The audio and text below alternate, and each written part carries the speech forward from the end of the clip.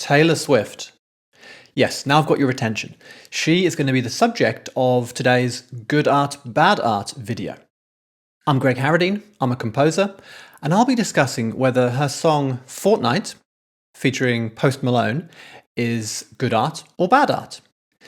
Now, obviously, Taylor Swift has millions and millions of fans across the world. Swifties, I believe they're called, which as a Brit always strikes me as strange. You know, a Swiftie is like a quick pint. You know, have a quick Swiftie before we go out. But Swiftie also sounds a bit like quickie, which again is something different in British slang. Anyway, all you Swifties I know love Taylor's music. I'm actually almost a Taylor Swift virgin, you could say. I haven't heard many of her songs, believe it or not. And my sister suggested I look at one of her songs or her music in some way. Not that my sister is either a fan or anti Taylor Swift, but she just thought it would be interesting. So yes, Taylor has huge fans.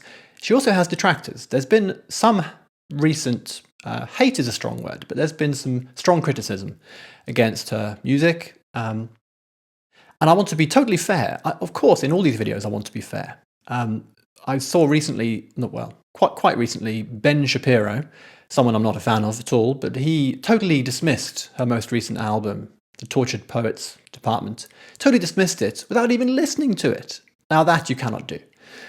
And that's a long album, right? First I thought maybe I'll look at the whole album, but it's so long. It's a couple of hours, a double album. So I thought I couldn't do that justice.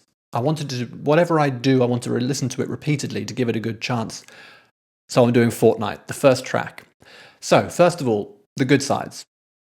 Fortnight, yeah, I like the general vibe. It's sort of downbeat, almost has this depressive quality, of which I'm quite a fan. I'm not usually a fan of like upbeat, optimistic, everything's great. I'm not usually a fan of that stuff. I like things to have a darker side. I like the general vibe.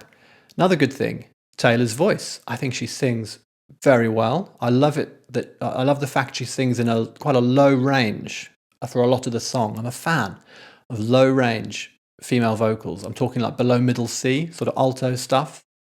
I just find that, especially when it's delivered in sort of such a nonchalant way. Yeah, big fan of that. And I don't know if she uses auto-tune or not, but it's not apparent, I would say, in a lot of it. Perhaps she doesn't use auto-tune, so she sings very well. And the song, in a way, works. It does work. The synths in the background are quite tasteful, and there's a lot of interesting stuff going on, sort of, in the subtle sounds that weave in and out. But actually, one of the best things are the vocal harmonies. Very well done. I love a good vocal harmony, and again, very tasteful, quite smart. Yeah, so all that's great. What's not so good? Well, to me, this sort of song, it's just been done better by other people. There are lots of other songs like this. Two examples come to mind straight away. The most important one, Dreams by Fleetwood Mac. Kind of a similar-ish kind of vibe, and that's just fantastic. You know, Stevie Nicks, lead vocal, Lindsey Buckingham backing vocals. So that's similar. Interestingly, both Taylor's song Fortnight and Dreams start with the same two chords 4 and 5 within the key we're in, the subdominant and the dominant, which immediately give you a feeling of, we're slightly uncertain where we're going because we haven't heard chord 1, we haven't heard the tonic.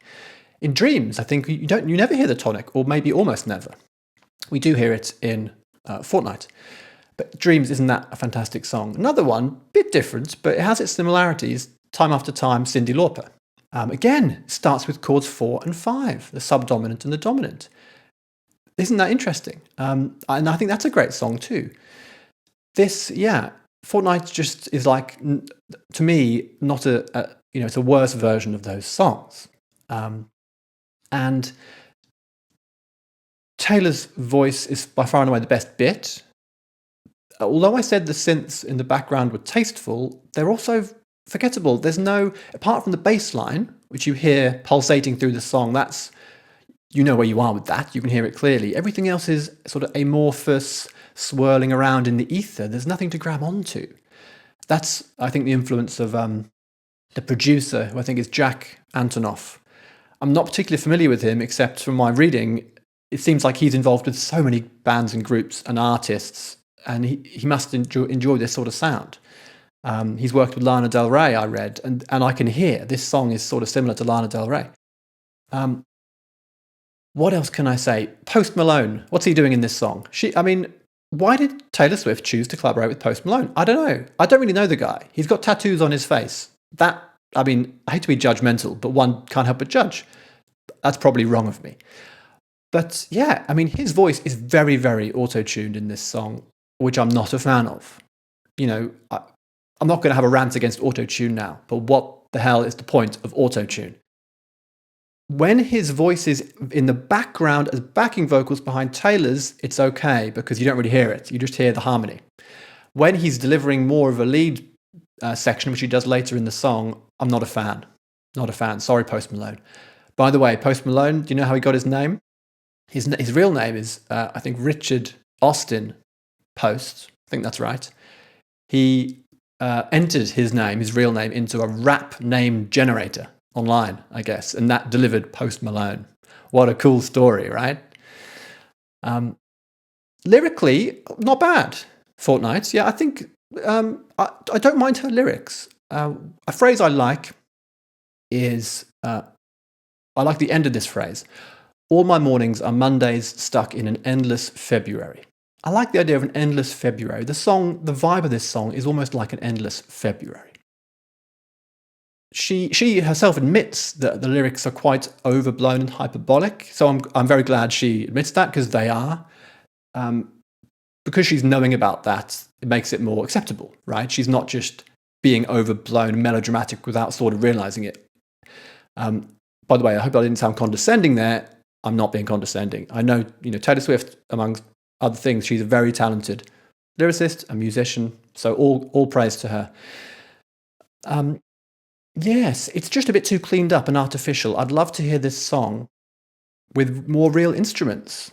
I did actually hear an acoustic version, which I think she released recently, but again, it was too cleaned up. It was too overproduced.